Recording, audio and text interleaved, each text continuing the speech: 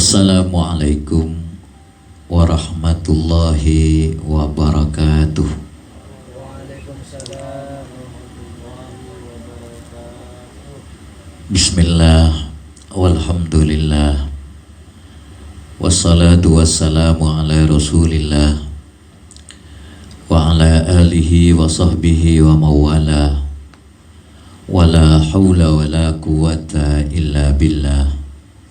Amma ba'du, seluruh pengurus Kompas Al-Kanas yang kami hormati, Sohibul Hajah Akhil Karim Ahmad Ridhoi sekeluarga yang kami hormati, para tretan anggota Kompas Al-Kanas rahimakumullah. Alhamdulillah, pada sore hari ini kita dapat hadir dalam rangka ijtima Kompas Al-Kanas, yang mana pada sore hari ini kita sudah menjalani ibadah puasa Ramadan selama 10 hari, dengan harapan semoga ibadah puasa kita dan ibadah-ibadah yang lain yang telah kita laksanakan benar-benar diterima oleh Allah Subhanahu wa Ta'ala. Amin, Allahumma amin. Taqabbalallahu minna wa minkum, Allahumma taqabbal ya karim. Ma'asyiral hadirin rahimakumullah. Pada hari ini kita juga berada di dalam sebuah bulan yang sangat istimewa, yang mana dari seluruh bulan adalah bulan yang paling istimewa, yaitu bulan Ramadan. Apa keistimewaan bulan Ramadan itu? Oleh Rasulullah Sallallahu Alaihi Wasallam telah banyak dijelaskan. Di antaranya sabda Rasulullah bahwa bulan Ramadan ini awwaluhu rahmatun wa awsatuhu maghfiratun wa akhiruhu itqum minan nar. Bulan Ramadan itu awalnya dipenuhi dengan rahmat Allah, pertengahannya dipenuhi dengan ampunan Allah, dan puncaknya adalah kebebasan dari api neraka. Untuk itu kita sebagai muslim, sebagai mukmin, maka patut kita banyak memanjatkan syukur kepada Allah Subhanahu wa Ta'ala di saat kita oleh Allah Subhanahu wa Ta'ala diberi kesempatan, kita punya umur panjang sampai memasuki bulan Ramadan. Namun juga selain daripada mensyukuri, tentunya kita berusaha bagaimana di bulan Ramadan ini kita benar-benar termasuk hamba-hamba Allah yang benar-benar mendapatkan banyak rahmat Allah, banyak ampunan Allah, bahkan termasuk hamba-hamba Allah yang mendapat kebebasan dari siksa Allah Subhanahu wa Ta'ala. Kalau kita perhatikan betapa banyaknya rahmat Allah yang diberikan kepada kita di bulan Ramadan ini, setiap amalan sunnah Allah beri nilai 1000 kali amalan sunnah di luar bulan Ramadan. Jadi kalau kita sholat sunnah 2 rakaat di bulan Ramadan, nilainya sama dengan sholat sunnah 2000 rakaat di luar bulan Ramadan. Begitu juga kita sedekah. Kita sedekah di bulan Ramadan sama dengan 1000 kali kita sedekah di luar bulan Ramadan. Berarti kalau di bulan Ramadan kita sedekah 1000 rupiah, sama dengan sedekah 1 juta rupiah di luar bulan Ramadan. Betapa sangat besarnya rahmat Allah. Cuman terkadang kita diberi kesempatan begini ini malah kita mengabaikan, sehingga kita keluar bulan Ramadan tidak mendapatkan apa-apa. Al hasanatu bi alfi hasanatin fima siwa. Kebaikan di bulan Ramadan dilipat gandakan 1000 kali kebaikan di luar bulan Ramadan. Untuk itu isilah bulan Ramadan ini dengan nilai-nilai kebaikan, amal-amal soleh, sehingga kita betul-betul mendapatkan banyak rahmat Allah yang dikucurkan di bulan Ramadan ini. Bahkan kalau pekerjaan wajib seperti sholat fardhu, di bulan Ramadan ini sama dengan 70 kali sholat di luar bulan Ramadan. Jadi kita sholat zuhur 1 kali di bulan Ramadan sama dengan sholat 70 kali di luar bulan Ramadan. Wal faridatu ta'dilu sab'ina faridatan liman taqabbala minhu maula. Pekerjaan fardhu, pekerjaan wajib di bulan Ramadan sama dengan 70 kali. Artinya dilipat gandakan 70 kali nilainya dari amalan fardhu di luar bulan Ramadan. Ini rahmat Allah. Dan begitu juga di bulan Ramadan ini banyak sekali ampunan Allah yang akan diberikan. Untuk itu kita berusahalah untuk mendapatkannya. Tentunya pertama dengan banyak muhasabah, banyak merenung bagaimana kita menjalani hidup ini. Apa saja kebaikan yang kita telah lakukan dan apa saja keburukan yang telah kita lakukan. Kita akui dengan jujur dalam tafakkur kita, dalam di saat kita muhasabah, berintrospeksi diri kita, sehingga dengan begitu kita merasa bahwa kita ini sebetulnya menjalani hidup ini dengan penuh banyak melakukan dosa, dengan penuh banyak melakukan pelanggaran-pelanggaran yang kalau Allah tidak ampuni pasti kita akan menerima balasannya, baik pada masa kita hidup, pada masa kita masuk ke liang kubur, bahkan pada masa kita sudah masuk kepada kehidupan akhirat. Ma'asyiral hadirin rahimakumullah. Dan setelah kita merasa dan mengakui, maka perbanyaklah beristighfar, perbanyaklah bertaubat, bahkan kita menangis kepada Allah di bulan Ramadan ini, sehingga dosa-dosa kita benar-benar diampuni oleh Allah Subhanahu wa ta'ala.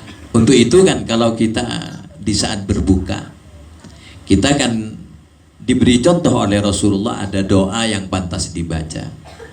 Allahumma bika amantu wa ala rizkika aftartu. Allahumma laka sumtu wa bika amantu wa ala rizkika aftartu faghfirli ma qaddamtu wa ma akhartu birahmatika ya arhamar rahimin.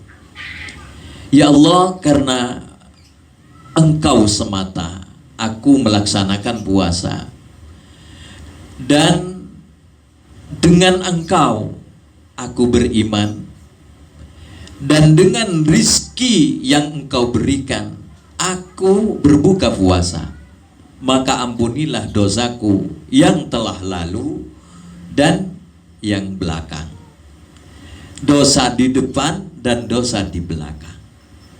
Itu diantara doa yang dicontohkan oleh Rasulullah sebagai wujud bahwa di bulan Ramadan selain mengharapkan rahmat Allah yang banyak, kita berusaha untuk mendapatkan ampunan Allah Subhanahu wa ta'ala. Kalau kita bayangkan coba, seumpamanya kita punya hutang kepada seseorang, besarnya hutang tidak banyak, katakan 1 juta. Lalu pada hari kita harus membayar hutang itu. Kita jumpai orang yang punya uang dan kita nyatakan bahwa kita tidak bisa membayar hutang kita. Lalu apa yang keluar dari mulut orang yang punya uang? Lalu orang itu berkata kepada kita, sudah, kamu tidak usah bayar, telah aku maafkan hutangmu. Betapa bahagianya kita di saat kita tertekan dengan suatu tanggung jawab, lalu dimaafkan oleh orang yang harus kita berikan tanggung jawab kita itu. Ini cuma nilainya 1 juta. Bagaimana dengan kita nanti di saat mata kita akan dicongkel nanti di hadapan Allah, karena mata kita banyak melakukan maksiat. Begitu juga lidah kita akan dipotong-potong, digunting karena telah banyak bicara maksiat. Tangan kita akan dipotong karena melakukan maksiat. Tubuh kita akan dibakar karena melakukan maksiat. Lalu Allah ampuni kita, sudah, telah aku ampuni dosamu. Matamu tidak akan aku congkel, lidahmu tidak akan aku potong, tanganmu tidak akan aku potong, tubuhmu tidak akan aku bakar, karena aku telah mengampuni dosa-dosamu, seluruhnya telah ku ampuni. Betapa bahagianya kita. Gambarannya seperti itu. Untuk itu bulan Ramadan ini setelah dinyatakan oleh Rasulullah, awaluhu rahmatun wa awsatuhu maghfiratun wa akhiruhu wa'idkum minan nar, maka kita ambil banyak keuntungan dari bulan Ramadan ini. Kalau bisa kita termasuk orang-orang yang mendapat kebebasan dari neraka Allah Subhanahu wa ta'ala. Semoga rahmat, maghfirah dan kebebasan itu diberikan kepada kita semua. Amin Allahumma. Ma'asyiral hadirin rahimakumullah. Kita di saat melakukan pelanggaran dari apa yang telah diatur oleh Allah Subhanahu wa ta'ala, semua kita sudah yakini bahwa kita akan menerima balasannya. Semenjak kita ada di dunia dan setelah kita masuk ke dalam kubur, bahkan sebelum kita masuk neraka, setelah kita bangkit dari kubur, berkumpul di padang mahsyar, di sana juga kita akan menerima balasannya. Setiap pelanggaran yang kita lakukan, menjalani hidup tidak sesuai dengan aturan Allah, maka akibat itu akan kita terima kalau tidak mendapat ampunan Allah Subhanahu wa ta'ala.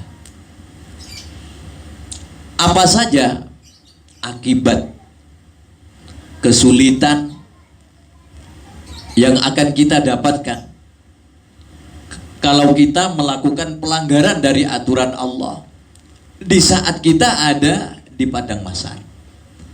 Nanti manusia ini pada hari kiamat akan dikumpulkan di suatu tempat yang disebut padang mahsyar. Padang mahsyar itu buminya sudah bukan bumi ini lagi. Sudah diganti oleh Allah dengan bumi yang bersih, yang suci. Di situ tidak ada gunung, di situ tidak ada lautan, di situ tidak ada pepohonan, di situ tidak ada jurang, rata, bersih, putih. Kita akan berkumpul di situ. Dan yang berkumpul di situ bukan saja manusia, malaikat berkumpul di situ, hewan berkumpul di situ. Semua hewan, daripada yang paling kecil seperti semut sampai yang paling besar seperti gajah, semuanya kumpul dengan kita. Macan di situ ada, buaya di situ ada, tikus di situ ada, ular di situ ada. Coba bayangkan betapa sesaknya bumi ini. Di saat manusia semenjak zaman Nabiullah Adam semua dibangkitkan, dikumpulkan di suatu tempat. Seluruh hewan, malaikat, jin semua berkumpul di situ. Betapa sesaknya bumi ini. Walaupun bumi ini oleh Allah sudah diganti bumi yang lebih luas daripada bumi ini. Yauma tubaddalul ardu wairal ardi. Pada saat hari kiamat itu Allah mengganti bumi ini dengan bumi yang lain. Tapi tetap saja kesesakan itu terjadi. Manusia, malaikat, jin, hewan semua berdesakan di situ. Coba dibayangkan, kita ada di tengah-tengah kumpulan itu. Dan pada saat itu kita akan telanjang. Tidak ada yang pakai pakaian. Semuanya telanjang. Bahkan yang sudah disunat kembali lagi belum disunat. Tapi karena pada saat itu semuanya merasa takut, merasa bingung, maka semua tidak berpikir tentang orang lain. Saya akan lihat anunya anu, punyanya anu, kulitnya anu, bokongnya anu. Sudah tidak ada kesempatan pada saat itu, berpikir pun tidak. Kenapa? Saking bingungnya kita ada di situ. Jadi di situ manusia, jin, malaikat, hewan semuanya ngumpul di satu bumi itu. Itu namanya padang mahsyar. Ma'asyiral hadirin rahimakumullah. Apa akibat yang akan kita terima kalau kita menjalani hidup ini tidak mengikuti aturan Allah, tidak menghamba kepada Allah? Di antaranya pada saat di padang mahsyar ini ada 3 akibat yang akan kita terima. Apa 3 akibat itu? Yang pertama, wajah kita akan menjadi hitam. Wajahnya akan menjadi hitam. Itu dinyatakan oleh Allah di dalam Al-Quran. Yauma tabyaddu wujuhun wa taswaddu wujuh.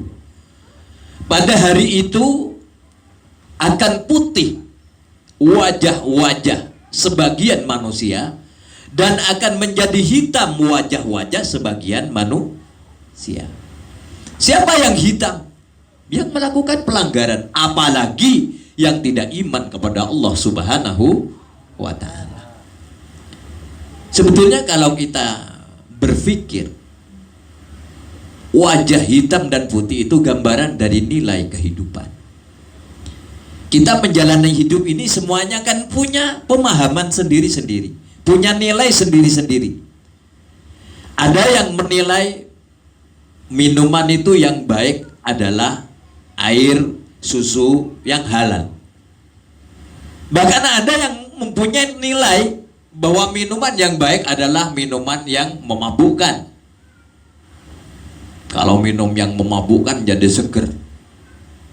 Kita bisa lupa kesusahan, kita bisa merasa senang pada saat mabuk. Apalagi sabu. Lah, perbedaan nilai-nilai itu nanti yang akan menambahkan wajah kita pada hari kiamat. Siapa yang menilai yang baik jadi buruk, mukanya akan jadi hitam. Siapa yang menilai baik ya tetap baik dan buruk tetap buruk, maka insya Allah mukanya akan putih pada saat itu.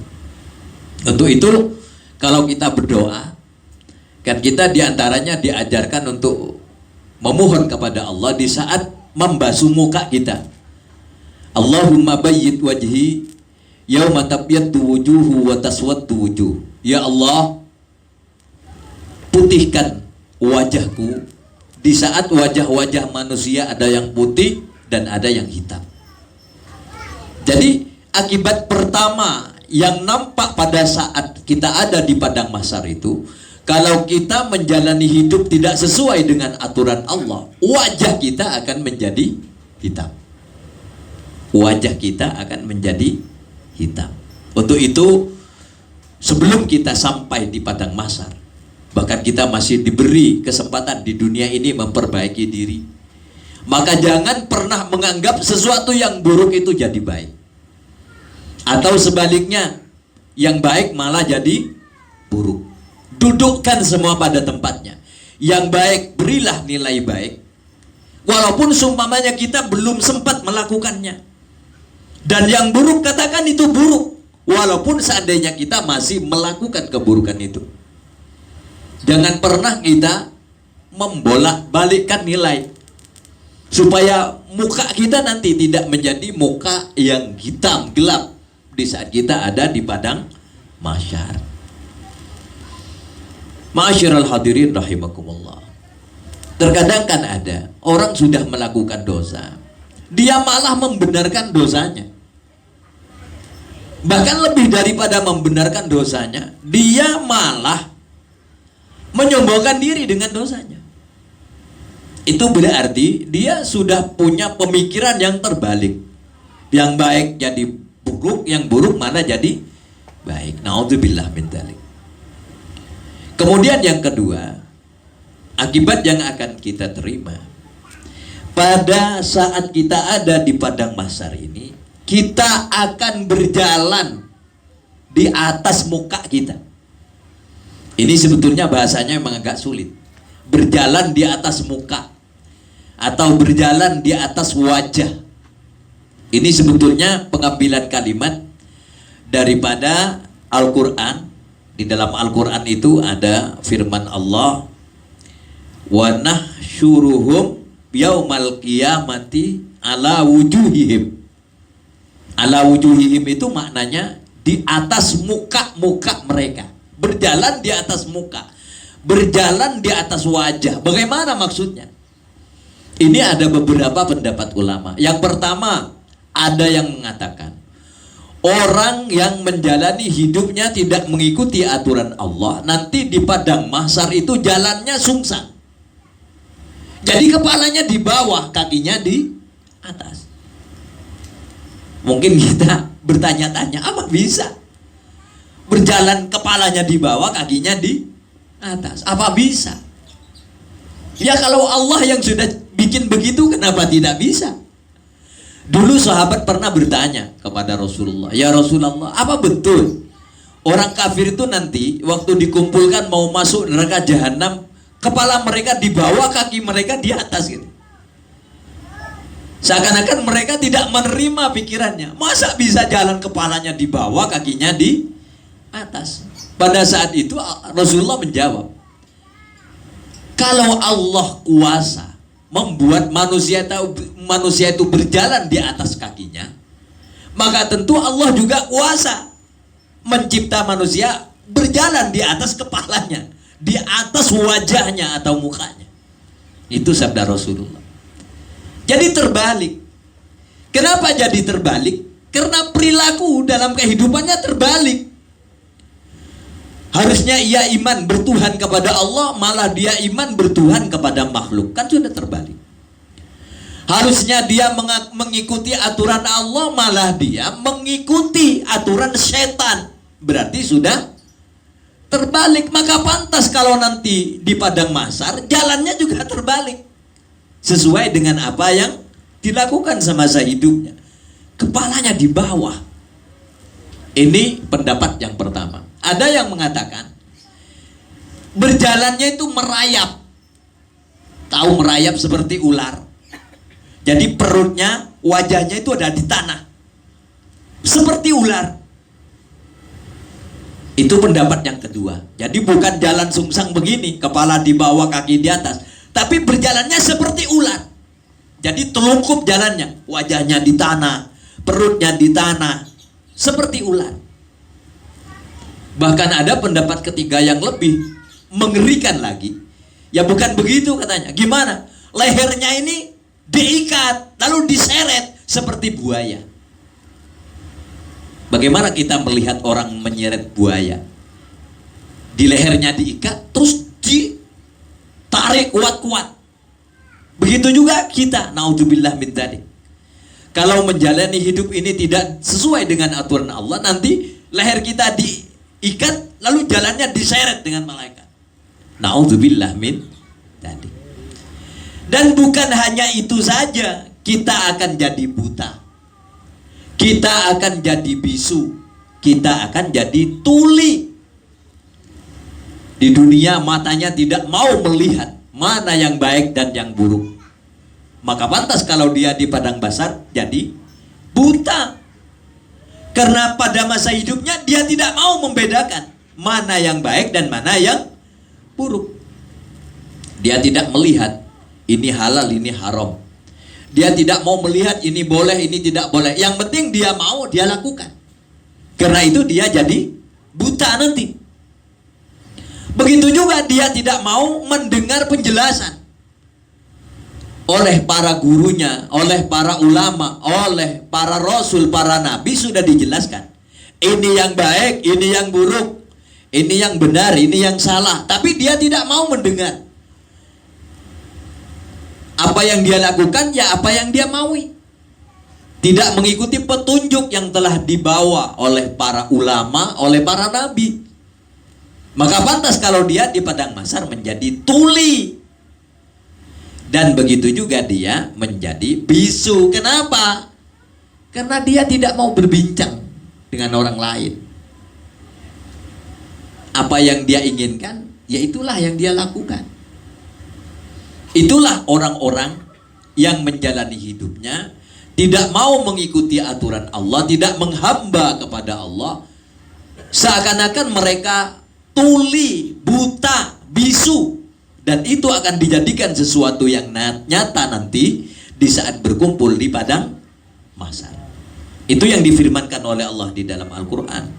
Wa nahsyuruhum yaumal qiyamati ala wujuhihim umyan wa bukman wa summa. Dan aku kumpulkan mereka, orang-orang kafir itu, di atas wajah mereka umyan, dalam keadaan buta, wabukman, dan dalam keadaan bisu, wasumma, dan dalam keadaan tuli. Na'udzubillah min dzalik. Untuk itu, kalau kita tidak mau sungsang nanti di padang mahsyar, maka berjalanlah dengan benar di dalam kehidupan di dunia ini. Bagaimana berjalan dengan benar? Ya mengikuti aturan Allah Subhanahu wa ta'ala. Dan begitu juga kalau kita tidak mau buta, pakailah mata ini untuk melihat dan membedakan mana yang baik dan mana yang buruk, mana yang benar dan mana yang salah.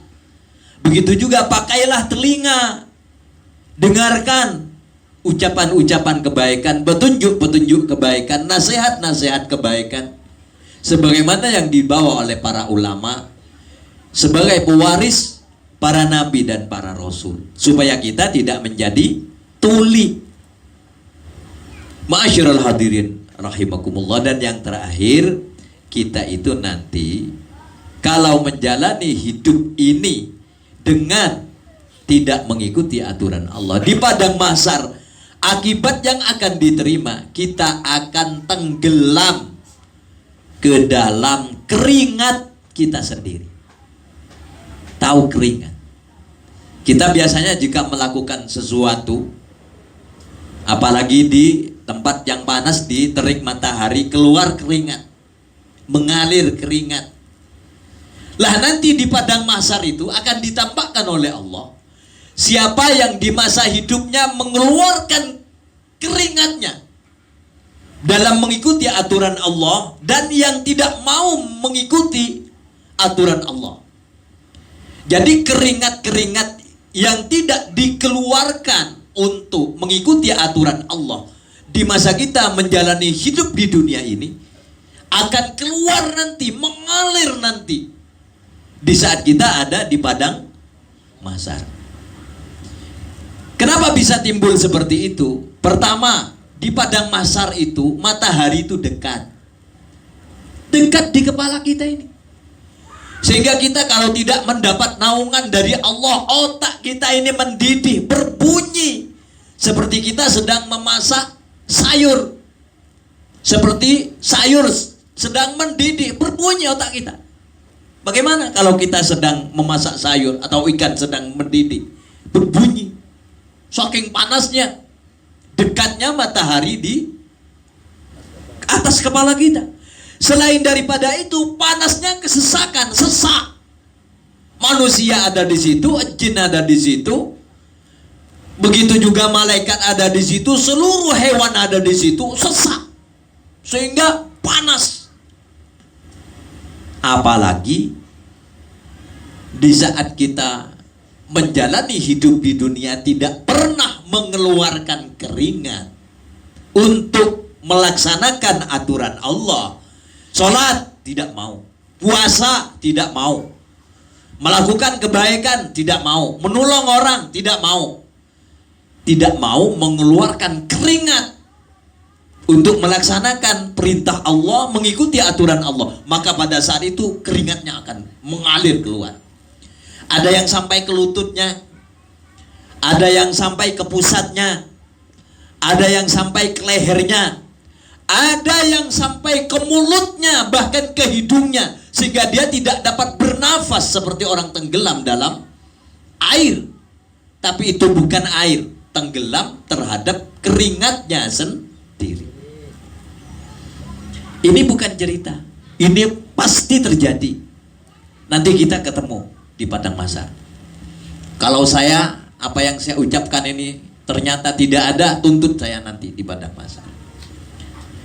Telah disampaikan oleh baginda Rasulullah sallallahu alaihi wasallam. Bagaimana sabda Rasul?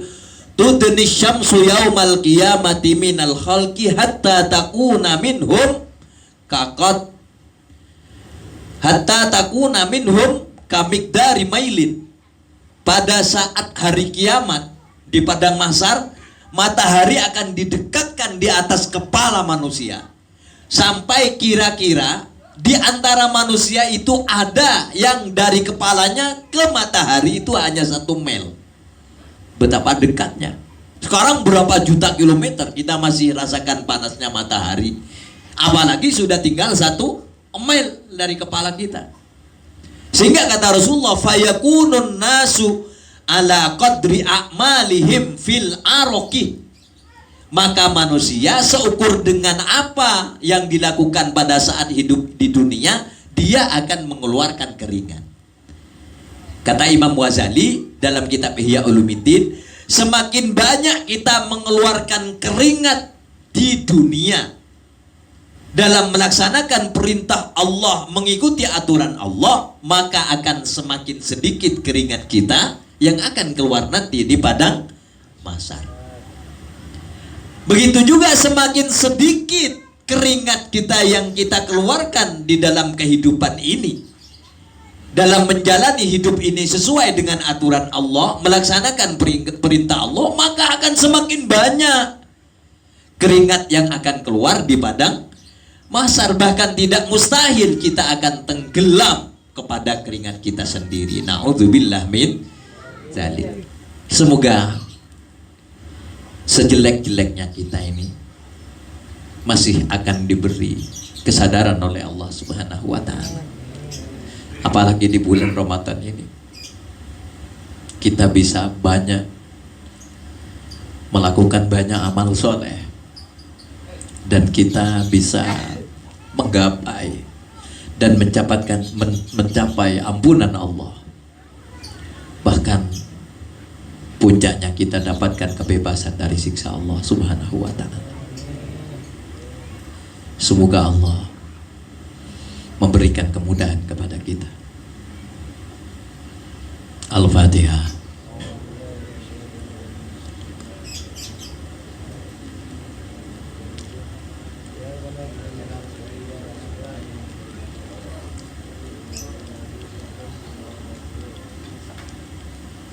Demikian yang bisa kami sampaikan. Kurang lebihnya mohon